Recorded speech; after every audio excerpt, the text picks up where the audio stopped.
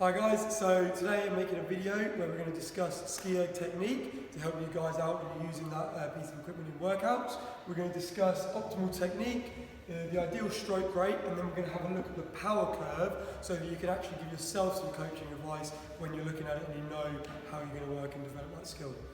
Hi guys, so we're going to have a look at our technique first when we're on the Ski-Erg. So Coach Ed here is going to start skiing for me. The first thing he's going to look at is his grip, and he's going to have a relatively loose hand. Okay, so the hand here, I'm getting closer to the hand. The pad of the hand is on the very base of the handle, and he's got this sort of trigger finger grip, so the thumb and the forefinger is where the tension is coming from. The rest of his hand is relatively relaxed. Moving in from there, one thing I want to look at here is his arm position. So you can see he's maintaining the bent arm from the top of the stroke all the way down to the bottom of the stroke as well. This is wasted energy here on that extension. All of this power is coming from here at the top. So where we generate that power on the Ski-Erg, Ed, relax there for a moment for me. All that power from the Ski-Erg is going to come from the forehead to the pocket, which you just saw from there, and limiting the use of the arms. So when Ed steps back up, what we need to note is that he gets the fan moving here, not here with the arm. So it's all from that midline and slight hip hinge as well. So we're going to have a look now. We're going to get that grip, and he's going to go from the forehead to the hip.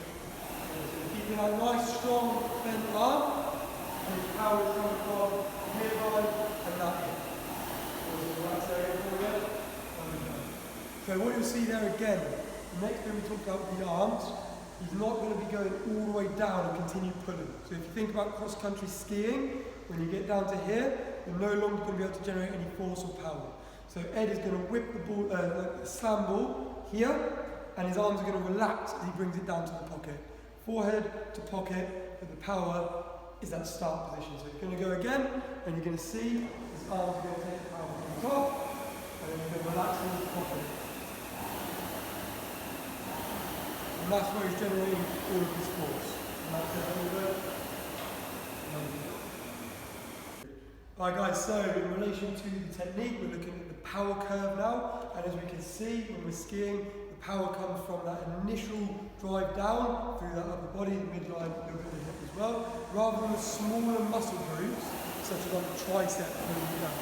What you'll see with the power curve is that initial peak up, with a big whip down from the upper body, and then a relaxing phase as you ease off from those smaller muscle groups relaxing as we go through.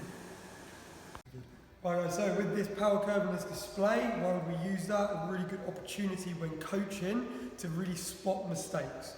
It's also a good opportunity for the members as well and those using the equipment to see for themselves and to understand what it is that you're saying and coaching cues that you are giving as well. Alright guys, so in relation to all of this we've just been talking about, the power generation and the optimal technique, we're going to look at the stroke rate. And traditionally, with Ski-Erg, the stroke rate is going to be double that of your stroke rate on the rowing machine. And the reason for that primarily is because you're not going to be able to generate as much force using mostly just your upper body and smaller muscle groups. So we need to increase the pace at which we move. Now, another reason that we do this is to ensure that we keep the fan spinning optimally and we keep catching the fan at the top of the movement when we're creating that powerful slam with the handles. And that's what we want to connect those two dots. So what we're looking at is resistance tied in with this. So for example, if you are right down here and like resistance level 1 or 2, your stroke rate is most likely going to be around 30 to 35 depending on the athlete you have in front of you. They will then be able to optimally catch the fan.